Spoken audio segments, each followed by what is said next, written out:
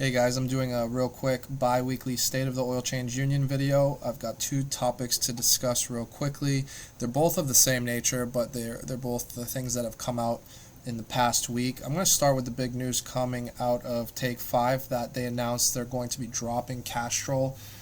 Take 5, if you go onto archive.org, which is a website that scrubs the web for old websites, you can actually go back to before Take 5 was Take 5, and they were literally called 5-minute oil change. And they've been with Castrol since way back then, and they've always been co-branded. And in the early thought in this business had always been that you need to be tied to a brand to have that credibility, to have that brand attached to the quick lube to overcome some of the credibility issues that the space has had. And so obviously, as we've gone through this process of selling franchises and opening stores and implementing our theories of the quick lube space into the world for them to see, we've always been of the opinion that brand does not matter in the quick lube space. Of course, all variables equal, a brand can help complement a oil change facility, but the vast majority of our customers, we do not think come to us because of any given brand other than the brand that we created ourselves. And so this is big news that Take 5 is partnering with Relodyne.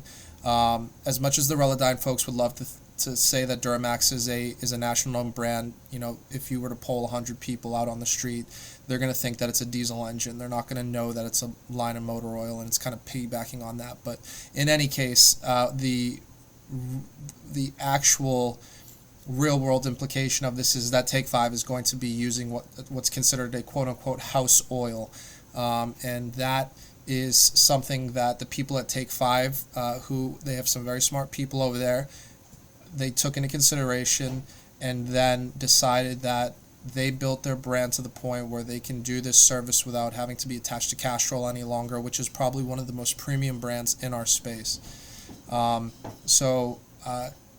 much as it pains me to see them do this, because I wanted us to be the ones to really scale this model at length, you know, it is in line with our model, and it is something that we've been doing for a long time through our distributors with PetroChoice. And so that in the same vein, I'm moving on to the second topic I want to talk about, which is this tire company, Discount Tire, is introducing a drive-through concept for tires, which is an interesting concept to me, because I'm not sure how you would have a tire change while the customers are in their car unless they go up on the lift with you, and I don't know what the liability surrounding that is, but it is interesting. And the quote from the quote-unquote chief experience officer, our goal is to meet the busy lifestyle of today's modern customer and get them taken care of with faster and with more personal convenience.